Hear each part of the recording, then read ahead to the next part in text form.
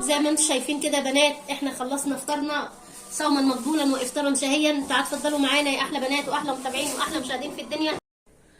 السلام عليكم ورحمة الله وبركاته. اللهم صل على محمد وعلى آله أصحابه أجمعين. كل سنة وانتم طيبين يا أحلى مشاهدين وأحلى متابعين وأحلى بنات في الدنيا في قناة يوميات نونا شانل. طبعا أحب أشكركم في المشتركين الجداد اللي دخلوا عندي والمشاهدات. ربنا يخليكم ليا ويجعلكم نعمة في حياتي، امين يا رب العالمين يا احلى متابعين واحلى مشاهدين في الدنيا. طبعا النهارده اول يوم رمضان، كل سنه وانتم طيبين وعاد عليكم الايام بخير. احنا وامه محمد كلها بنات. طبعا النهارده اجعلكم بقى ايه، اول يوم رمضان الغدا الجامد جدا. هنشوف هنعمل ايه. طبعا كل البيوت المصريه بتعمل اول يوم رمضان محشي. احنا ايه مش هنعمل محشي النهارده صراحه. ايه هعمل لهم النهارده إيه طبعا كنت مورياكم في المشتروات بتاعت رمضان. هعمل لهم النهارده حمام اهو. صراحه جوزي كان عايز بط بس هم عايزين حمام، قال لي خلاص مش اشكال نعمل حمام. هعمل لهم حمام او زغاليل، وهعمل معاهم الفرخه البلدي دي برضو اهي. وهنعمل مع بعض سمبوسه اهي. السمبوسه الغاليه بنات. امبارح كنت في الهايبر اسواق بدر، وبعدين لقيت واحده بتشتريها، رحت قلت لها انت عارفه دي بكام؟ قالت لي لا. قلت لها طب دي ب 72 جنيه. راحت حطيتها تاني، قالت لي طب الحمد لله اللي انت قلتي لي وما جابتهاش صراحه. ثابت عليا، خافت تصدم زي ما انا كنت مصدومه، ما جابتهاش. هعمل سمبوسه باللحمه المفرومه برضه، هنعصج مع بعض لحمه مفرومه. وعايزين ايه النهارده؟ قلقاس. ده قلقاس كنت مفرزاه انا كده، طلعته بالسلق والخضره بتاعته. وعايزين ايه بقى بنات برضو، بس هحطه تاني في الفريزر عشان ايه الحاجات المجمده دي بحب ايه احطها على طول وهي مجمده كده، مش بسيبها تفك. وهعمل لهم بسله، وهنحشي سمبوسه بميكس جبن ولحمه مفرومه. يلا تعالوا معانا بقى ايه، العصر ادن خلاص ما عادش فيه وقت. نشوف بقى ايه هنعمل ايه الاول هنجيب رز نحمره للحمام، ونشوف ايه هنعمل ايه مع بعض. تعالوا معايا.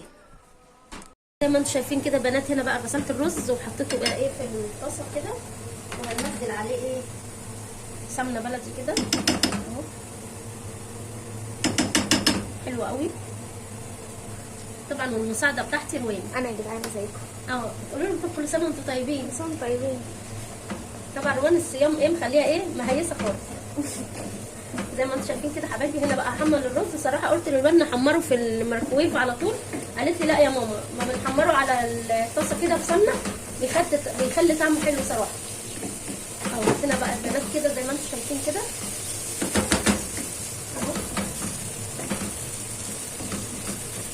طبعا اول يوم بقى ما بتعملي كده الاكل صراحه بيبقى فرحه كده وبيبقى يوم صراحه حلو صراحه. ايام ربنا كلها حلوه، ورمضان ده يعني الناس بتستناه من السنه للسنه اهو.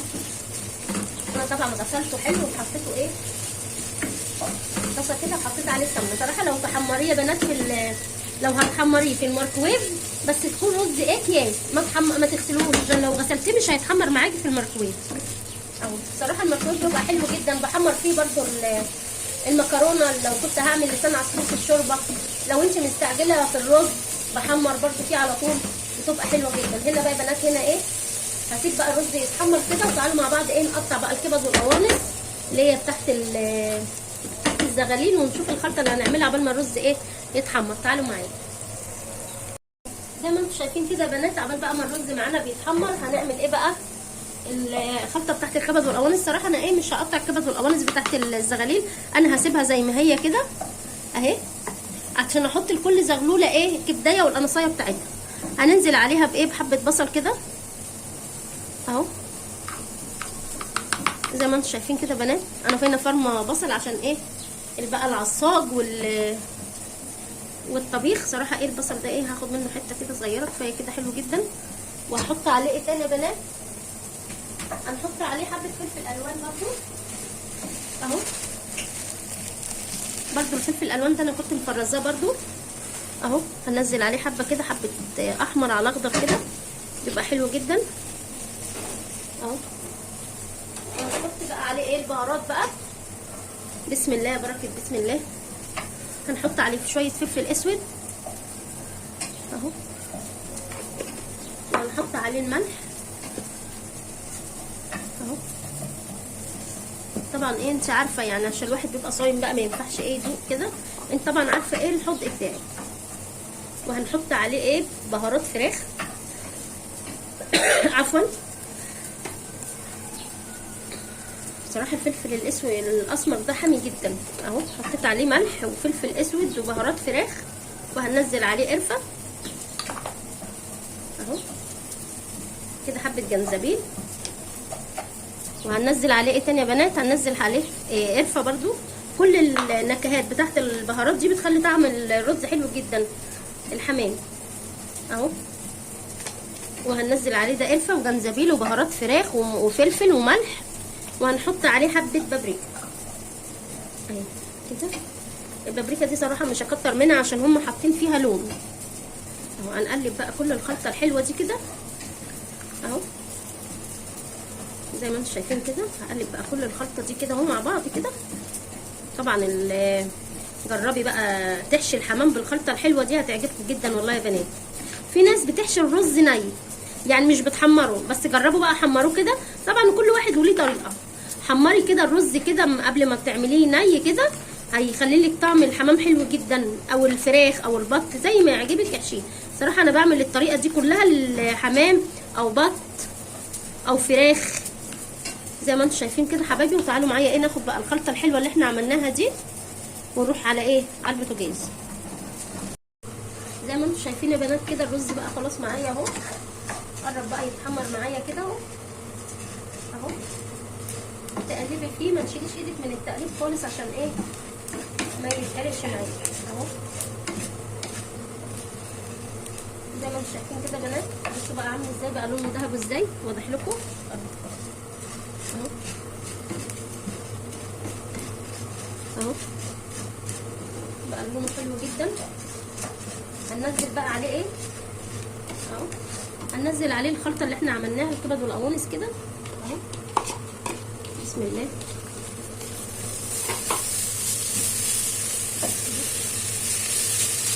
زي ما انتم شايفين كده حبايب قلبي، شامين قولوا سامعين. يا جماله يا جماله، ايه الوين الريحه ايه؟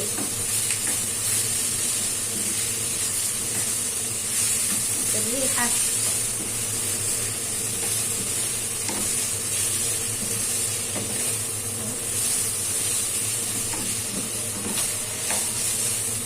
زي ما انتم شايفين كده حبايبي. هقلب بقى كله كده اهو بالمنظر ده كده اهو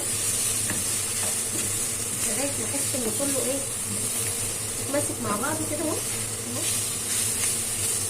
كده خلاص. هنحط له بقى حبه ميه عشان الحمام ما بياخدش ايه سوا اهو. بصوا شكل الخلطه حلوه جدا. الفلفل الالوان والخضار طعمه حلو قوي، ريحته حلوه سوري اهو. هنحط بقى ايه،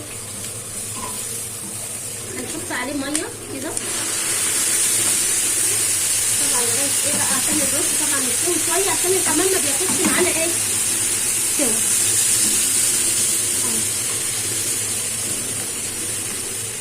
زي ما انتم شايفين كده بنات بصوا شكله حلو جدا اهو.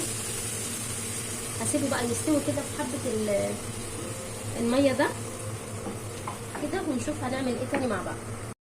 زي ما انتم شايفين كده بنات، عقبال بقى ما الرز معانا ايه الميه بتاعته ايه الرز يستوي شويه ويتشرب كده. طبعا هنا يا بنات انا ما بسويش القوانص ولا الكبد، هي بتستوي مع نفسها وبتبقى حلوه جدا. هي كده هنسيبها هنا بقى. حطيت حله وهنعمل ايه الفرخه. انا صراحه هعمل فراخ لوحدها والزغاليل لوحدها عشان مش بحب احط الحيوان يعني زغاليل مع فراخ او زغاليل مع بط او بط مع فراخ. صراحه بحب اعمل كل حاجه لوحدها. هنعمل في دي الفرخه. هنحط هنا حته سمنه بلدي، حطيت حته سمنه بلدي، وهننزل ايه فصين ايه حبهان زي ما انتم شايفين كده اهي. صراحه الفرخه البلدي انا مش هحشيها يا بنات، انا ايه هعملها بس شوربه كده، مش هحشيها. طبعا هنزلها كده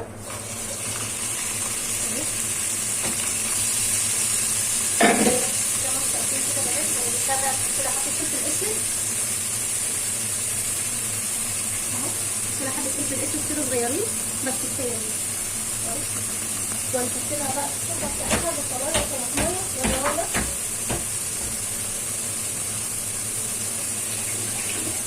هنحط لها بقى ايه هنا معايا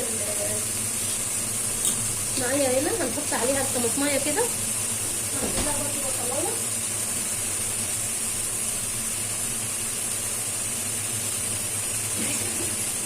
زي ما انتم شايفين كده بنات. معايا هنا حطيت بقى ايه، هسيبها كده تتشوح.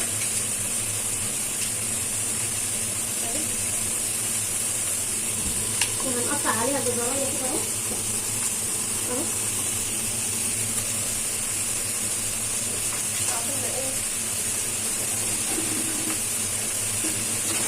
هنحط لها برضه بصلايه كده وهتتخيل اهو.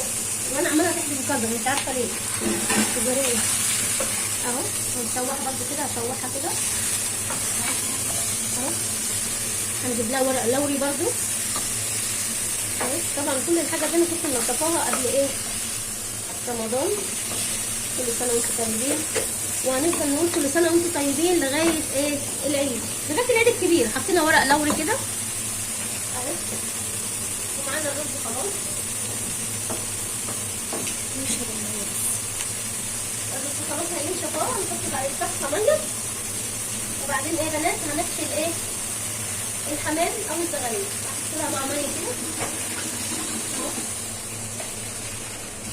صراحه انا عندي فوق الدور العالي الميه مدوخاني جدا، وعلى كده انا شغاله بموتور. لو من غير موتور مش هعرف بصراحه اشتغل فوق. زي ما انتم شايفين كده بنات اهو كده. طبعا ايه مش هنحط لها ملح عشان هي فرخه ايه بلدي اهو كده. اغطيها بقى. تعالوا مع بعض ايه نعمل الايه الحمام. زي ما انتم شايفين كده حبايبي. معايا هنا بقى ايه الرز اهو، ومعايا الزغاليل هنا. طبعا الزغاليل دي احنا منضفينها حلو جدا اهي. زي ما انتم شايفين كده. همسك بقى الزغلوله كده اهو. بسم الله ما شاء الله. اهي بصوا منضفاها مخليها قشطه صراحه. هنحط الاول الايه الكبده اهي. الكبده والقنصه برضو ايه هندخلها الاول كده اهو. ندخلها كده. وهنحشي بقى ايه الزغاليل كده اهو بالمنظر ده كده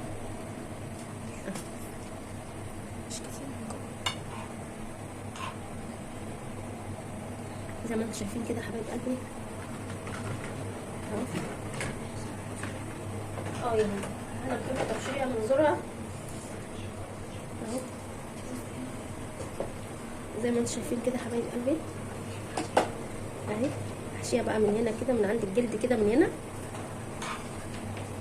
اهو. بس ايه ما تملاهاش كده اهي. نحشي برضو الناحيه الثانيه كده من هنا اهو كده. هي بتتحشي على طول بصراحه، بس بقى عشان الرز سخن اهو اهو. طبعا الزغلول اللي تبقى قد كده انت بتجيبيها من المطعم نفس الوضع اهي كده اهو اهو. هنحشيها برضو من زورها من هنا كده. طبعا في ناس بتسيب الراس، بس انا ايه مش بحب صراحه ايه الراس بتاعتها، انا بشيلها اهي. طبعا الرز سخن جدا. طبعا الصينيه نضيفه اللي انا ايه حاطه عليها، ما رضيتش احطها على الرخامه على طول اهو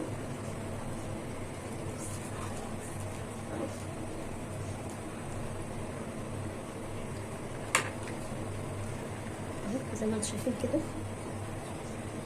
لا يعني انا بتقول لي اجيب لك ابره وخيط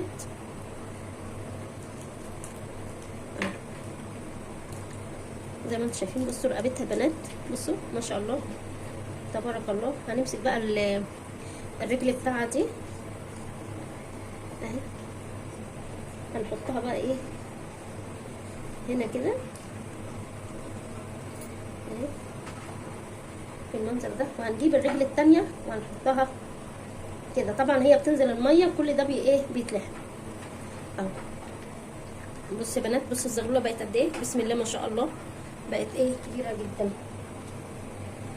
اهو. شايفينها قد ايه يا بنات. هاخد واحده تانية برضو احشيها ايه معاكم كده اهو.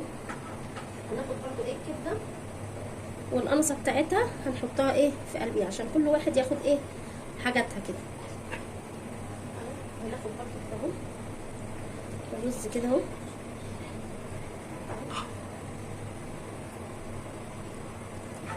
اهو بالمنظر ده كده اهو. وهنحشي برضو ايه جنابها كده.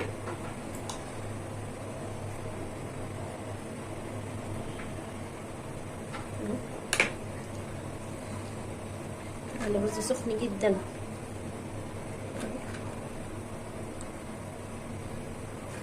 لازم ايه تحشي جنابها كده عشان ايه تبقى زغلوله محترمه عليها القيمه. هناخد برضه كده اهو. طبعا هو الراجل كده كده بيرفع لك الجلد من على اللحم. انت حتى لو ما رفعلكيش قولي له ايه شيلها اهو.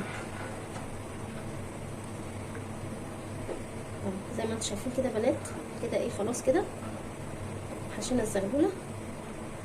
برضو ايه هنحشي ايه الزور بتاعها زيها زي الايه التانية.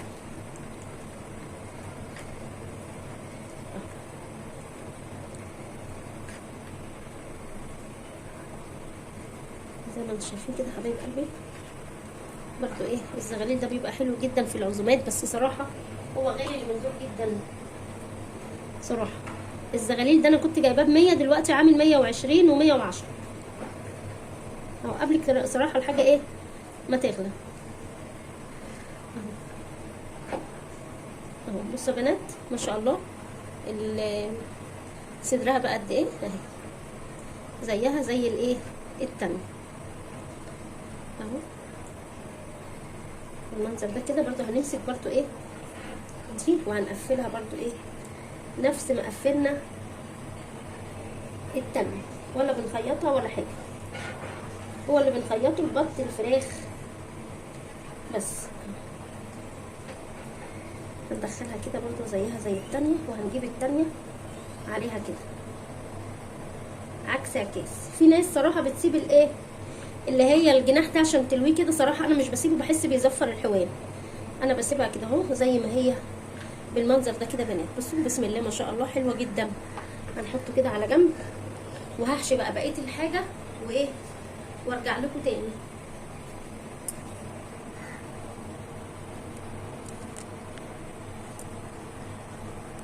زي ما انتم شايفين كده حبايبي معايا الميه خلاص غليت.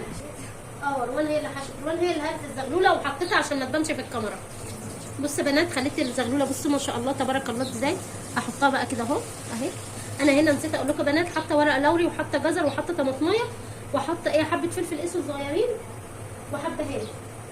وهننزل ايه الزغاليل كده اهو على ايه على بطنها كده اهو بالمنظر ده اهو، بالمنظر ده كده بنات اهو اهو ما شاء الله. دول ايه 6 زغاليل اهو. بس هنا ايه هجيب لهم بقى من ميه سخنه من الكتل عشان صراحه مش هينفعش، ما ينفعش احط ميه ساقعه عشان هنا حاطه ميه سخنه بتغلي اهو. طبعا هنا انا ما شوحتش الزغاليل عشان ايه لو شوحتها ايه هتتهري، عشان كده كده الزغاليل مش بتحمل. زي ما انتم شايفين كده حبايب قلبي اهو. هننزل بس الزغلوله دي كده اهو زيها زي اخواتها كده اهو اهو. بسم الله ما شاء الله. بصوا يا بنات هي ايه بصوا كلها ايه مسكت في بعض كده اهي. بصوا من غير ما نربطها ومن غير ما نعمل فيها اي حاجه. بصوا بسم الله ما شاء الله. نقلبها كده وخليكي ايه بقى عيشي مع اخواتك كده اهو. دلوقتي هنعمل ايه بقى بنات؟ تعالوا نعمل معانا ايه اللحمه المعصجه مع بعض. زي ما انتم شايفين كده بنات هنا هعمل بقى ايه هعمل سامحوني معلش ادعوا لي كده دعوه من قلبكم عشان درس تعبني جدا والله مش قادره خالص منه. الحمد لله. هنا بقى بعصج، هنا بعمل اللحمه هعمل لحمه معصجه. بقلب كده البصله كده، حطيت بصله حطيت حته سمنه وملح وفلفل، لا سوري حطيت بصله انا مش مركزه، حطيت البصله حطيت سمنه وحبه زيت ذره وبديها ايه بس يا دوبك كده تدبل بس، وهنزل عليها اللحمه اهو. صراحه اللحمه دي احنا مش هناخدها يعني كلها للايه للسمبوسه.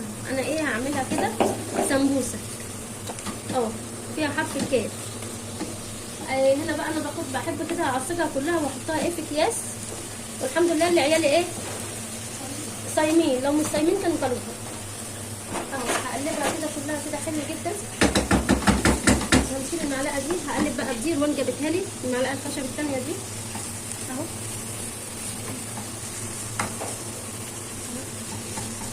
زي ما انتم شايفين كده بنات. بس ايه، مش هنحط لها بقى توابل الا لما ايه يعني تحس ان هي خلاص داخله على السوا كده، نحط لها ايه التوابل بتاعتنا ونحط لها فلفل الوان. وقولوا لي بقى ايه رايكم في شقتي عجبتكم بقى في تزيين رمضان ولا لا؟ اهو.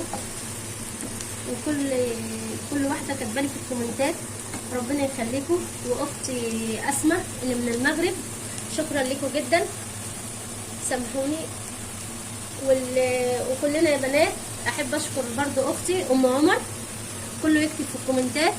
طبعا النهارده الدعوه مستجابه، ربنا يرحم ابنها يا رب ويصبرها على فراقه. ام عمر ربنا يصبرك يا حبيبتي والف رحمه ونور عليه. طبعا هو دلوقتي في حته احسن من اللي كان فيها. طبعا انا عارفه ان الفراق صعب عليكي، بس الحمد لله يعني ربنا يصبرك ويديك الصبر على فراقه، امين يا رب. وكلنا بنات نخش نشجعها. طبعا ام عمر هتلاقوها عندي على المنتدى، او هحط لكم اللينك بتاع قناتها عندي برضو. كلنا والله انا اللي بقدر يعني في مقدرتي ان انا بساعد حد انا بساعده. انا طبعا زي ما انا كان نفسي برضو انا اكبر، ونفسي طبعا يعني اوصل للي انا وصلت له ده الحمد لله. كل واحد طبعا اللي انا هقدر عليه انا هعمله والله، سامحوني معلش. وانا هطلع لكم فيديو جامد جدا. طبعا رمضان بيجي بالخير والبركه والرزق والمفاجآت الحلوه، حلوه جدا جدا جدا. استنظروني الفيديو حلو جدا، وربنا اداني اللي انا كنت بحلم بيه واللي كنت بتمناه. زي ما انا قلت لكم في السحور، اللي انا كنت بحلم من 6 سنين اللي انا حلمت بيه ربنا اداهوني الحمد لله. احمد ربنا واشكركم طبعا بفضل ربنا، ثم انتوا ثم اولادي وقفوا جنبي وجوزي. بشكركم جدا جدا جدا، وهطلع اشكركم تاني وهتعرفوا ايه الفيديو اللي انا هطلع اشكركم فيه.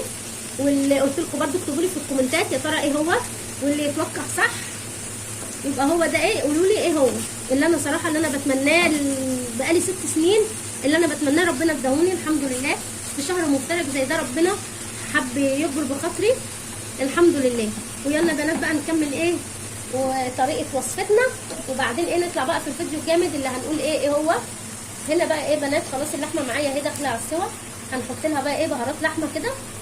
خلاص يا روان، طبعا روان ايه عماله تطبخ، وروان حشت معايا الزغلول زغاليل. مسكه الزغلوله دي خلتها مش نافعه، ما بقتش زغلوله، ان شاء الله هديها لها. هنحط هنا برده فلفل اسود يا بنات، فلفل اسود اهو حبه صغيرين بس يا روان. هنحط فلفل اسود وبهارات لحمه. هنقلب كل ده كده، وهنحط ايه تاني يا بنات، حبه قرفه. طبعا كل البهارات دي بتبقى حلوه للاعصاب اهو زي ما انتم شايفين كده. هنحط برده جنزبيل، هحط جنزبيل يا بنات اهو. وهنحط حبه بابريكا كده اهو.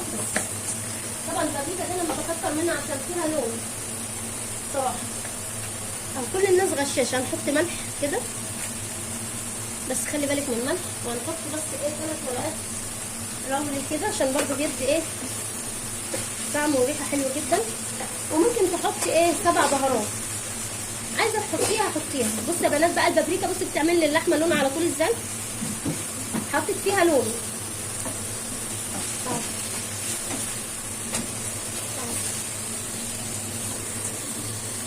زي ما انتم شايفين كده. وهننزل عليها حبه فلفل الوان كده حلوين اهو كده. الكيس ده انا كنت عامله ايه، كنت معصباه في الثلاجه اهو، كنت مقطعه بصراحه مش مركزه خالص. زي ما انتم شايفين كده حبايب قلبي اهو كده. خلاص اللحمه معانا ايه. وبعد اذنك يا ام روان، طبعا روان واقفه تساعدني عشان انا مش قادره والله يا بنات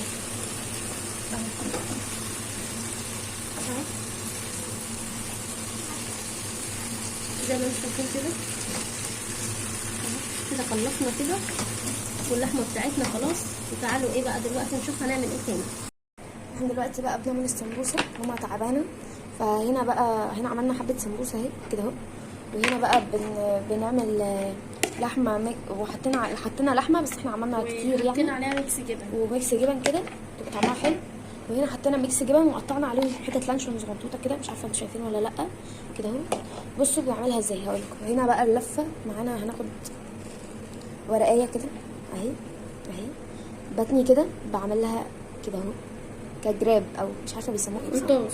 كده اهو بحط فيها الحشوه، انا بحط فيها لحمه او انتوا بتحشوها اي حاجه، ممكن تحشوها اي حاجه انتوا عايزينها بصراحه، اي حاجه كده اهو بتتنوع كده اهو كده اهو كده اهو. اخر حته بقى بس هي عشان ناشفه معايا، فانا هعمل لكم واحده تانية هتبقى احلى اهي.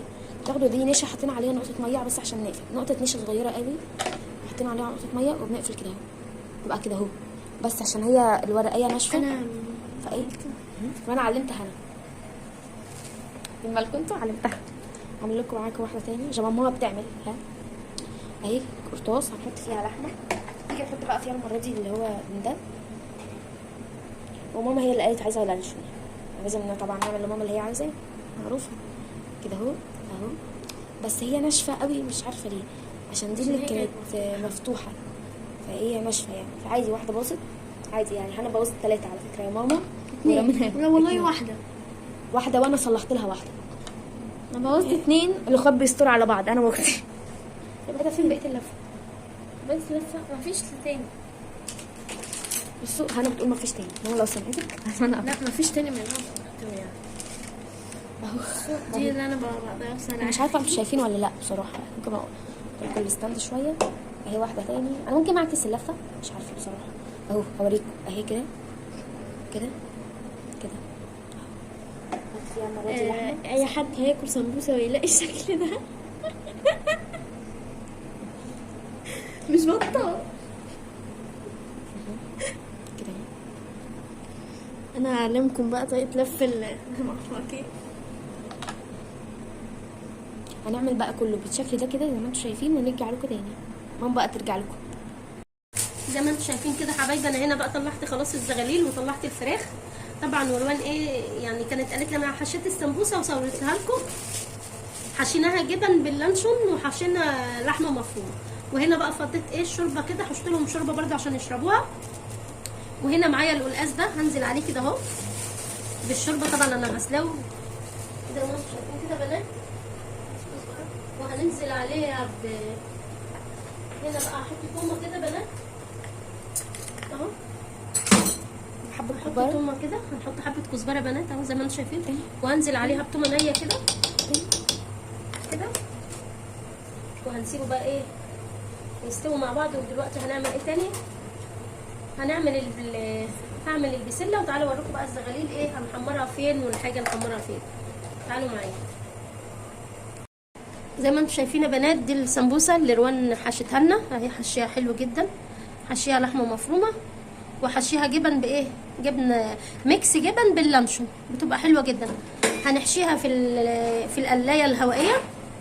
ودي برده معايا الفرخه طلعتها برده حمر. انا هحمر الزغاليل والفرخه والسمبوسه كل ده هحمره فين؟ في القلايه الهوائيه.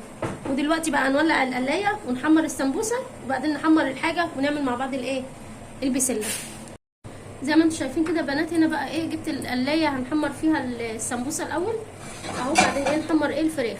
هنا بقى هدهن هنا حاطه شويه زيت، هدهنها كده السمبوسه كلها كده بالفرشه في الحله اهو زي ما انتم شايفين كده بنات. زي ما انتم شايفين كده اهو، عملتها كلها بالمنظر ده كده اهو.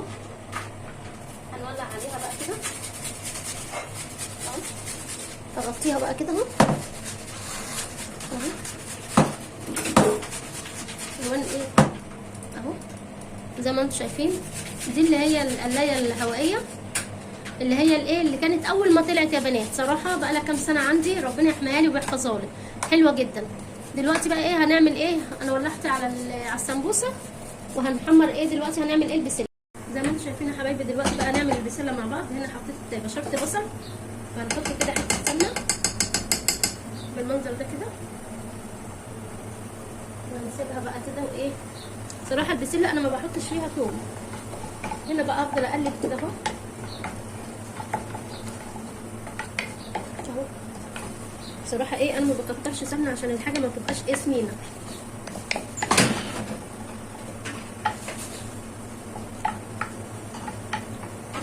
اهو زي ما انتم شايفين كده حبايبي. طبعا والقلايه شغاله على ايه، والقلايه شغاله على السمبوسه عشان ايه احنا كده خلصنا طبعا. وانا عملت لهم العصير بس ما صورتوش معاكم النهارده صراحه. هم طالبين مني ايه، كل واحد طالب له حاجه، اللي عايز مانجا واللي عايز عصير فراوله واللي عايز عصير صوبيا واللي عايز عصير تفاح.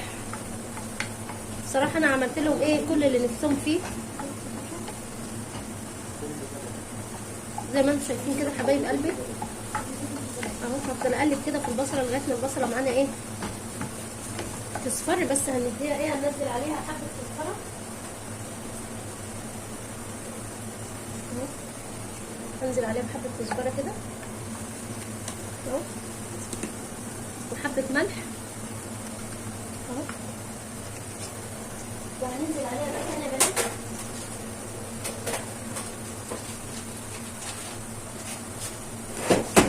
لا يا روان حطت ملح زي ما انتم شايفين كده حبايبي. وهنزل عليها ايه عشان نسيبه ايه ما حوشتش ايه شوربه. هنزل عليها بمرقه دجاج فوريه لسه دي جايباها امبارح. بس الصراحه بنات انا الشهر ده ايه ما صورتش معاكم حاجه عشان جبت حاجات بسيطه كده، عشان انا عندي ايه من الشهر اللي فات يا دوبك جبت جبن بس عشان الفطور وكده بس اهو. زي ما انتم شايفين كده حبايب قلبي اهو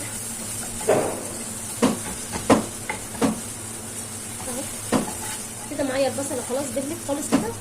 هنزل عليها بالايه بالبسله اهو. طبعا البسله دي انا بغسلها وايه بغسلها وبفرزها على طول. بس ايه بطلعها بقى يا دوبك على الحله على طول. ما تسيبيش لما حاجه تفرزيها بنات ما تخلوهاش ايه تفك وهي مجمده كده، لازم تنزلي عليها بالايه على طول في مع البصله كده بتبقى طعمها حلو.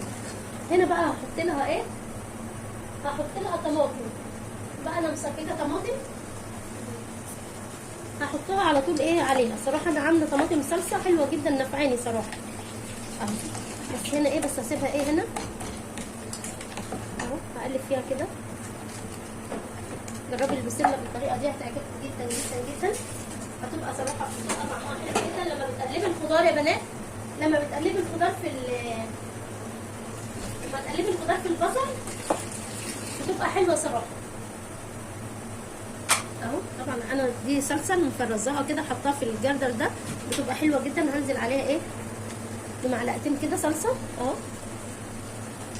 طماطم متفرزه على طول، ولا حاطه عليها بصل ولا حاطه عليها حاجه خالص، غير حاطه عليها بابريكا وحبه ملح وحبه فلفل اسود بس يا بنات. بصوا شكلها حلو جدا اهي بالمنظر ده كده اهو. والمهم الصلصه لما انت بتعمليها المهم تحطي فيها معلقه نظيفه، ما تبقاش معلقه يعني فيها طبيخ ولا حاجه. انا عارفه ان انتوا كلكم ما شاء الله عليكم، بس ايه معلقه تبقى نظيفه تحطي فيها على طول زي ما انتوا شايفين كده حبايب قلبي اهو. طبعا هنا ايه هنزل عليها بميه، مش هحط لها شوربه صراحه عشان انا ايه الشوربه كلها خدتها اللي عملت بيها حشت بس الشوربه شويه شوربه يشربوها وعملت مكانها الايه القلقاس. هنزل عليها كده بالميه اهو. طبعا احنا الطماطم مش هنسيبها تتسبك عشان هي متسبكه زي ما انتم شايفين كده. هنزل عليها بس بايه بحبه سكر اهو زي ما انتم شايفين كده. هنزل عليها بحبه سكر كده عشان ايه الحموضه، وهنسيبها تتغطى. وهنعمل مع بعض دلوقتي الايه الرز زي ما انتم شايفين كده بنات. هنا بقى ايه بعمل شويه رز بالشعريه اهو. حطيت حته سمنه وحبه زيت اهو، وبقلب بقى الشعريه كده حلو اهو. صراحه النهارده ايه مش عامله يعني حلل كتير. الحله دي اللي انا كنت عامله فيها الفرخه، حاولي كده ايه ما تقوميش عليكي المواعين. الحله دي اللي انا كنت عامله فيها الفرخه صراحه ايه فضيتها وعملت فيها ايه الرز، غسلتها وعملت فيها الرز. معانا الشعريه بقت حلوه كده جدا اتحمرت. والحله اللي فيها القلقاس دي برده اللي كان فيها الحمام. هنا بقى هننزل الرز كده اهو اهو زي ما انتم شايفين كده بنات. نعمل الملح يعني اهو صراحه ولا بفضل اقلب. هنحط ملح كده، حطي ملح حطي تاني بس وانا بفضل اقلب لغايه ما الرز ينشف ولا حاجه خالص. وهنا بقى ايه هنضرب برده. انا السلق مش بحمره بنات ولا حاجه، كده بيبقى خفيف جدا. بحط له حبه شوربه وهضربه في الايه في الخلاط ونرجع تاني مع بعض ونكمل. هنا الرز، هنا بقى هحط الميه، هحط الرز اهو كده بقى ايه فطرنا الحمد لله. نحط بس حبه رز تاني صغننين وكده ايه بس كده. اهو هنغطي بقى عليه وايه ونشوف هنعمل ايه تاني مع بعض. زي ما انتم شايفين كده بنات، هنا بقى بعمل الزغاليل بقى بحمرها خلاص. هنا طلعنا السمبوسه وحطيت مكانها ايه الزغاليل. تعالوا بقى معايا ايه زي ما انتم شايفين كده حبايبي القلقاس خلاص. وانا هنا طحنت بقى السلق وبالكزبره اهو. هنزل عليه بقى كده اهو كله كده بالمنظر ده. بس ايه هديله بقى ايه هنزل عليه كده اهو وانا شم الريحه اهو. زي ما انتم شايفين كده بيبقى لونه اخضر حلو كده بالمنظر ده كده بنات. احسن ما ايه بتحمريه صراحه، وبيبقى ايه لونه مسود كده بيبقى كده، او غير كده بيبقى ده خفيف. زي ما انتم شايفين هنقلله بقى دلوقتي زي الايه زي الملوخيه بالظبط. زي ما انتم شايفين كده حبايبي هنا بقى حمرت الثوم اللي هو ملوخيه. هنحط بقى ايه كده اهو بسم الله. وتاكلي احلى قلقاس. يبقى كده خلاص. استنونا بقى ايه في غريف الفطار اول يوم رمضان. كل سنه وانتم طيبين ويعود عليكم الايام بخير. وانا مش قادره من الريحه اهو كده خلاص يا بنات. واستنونا ايه بقى في غريف الايه اول يوم رمضان.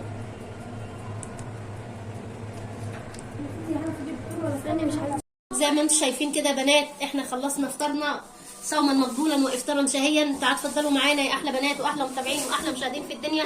ادي الزغاليل اهي ما شاء الله، وادي الفرخه بتاعتنا البلدي الحلوه، وادي القلقاس، وادي الرز، وادي السمبوسه، وادي شوربه الزغاليل وشوربه الفراخ، وادي البسله. وعملنا عصاير فراوله، ودي صوبيا، وده عصير تفاح، وده مانجا. كل سنه وانتم طيبين. وده الخشاب بتاعنا صوما مقبولا وافطارا شهيا. ويا رب الفيديو يكون عجبكم ونال اعجابكم وناخد وصفات من بعض. كل سنه وانتم طيبين والسلام عليكم ورحمه الله وبركاته.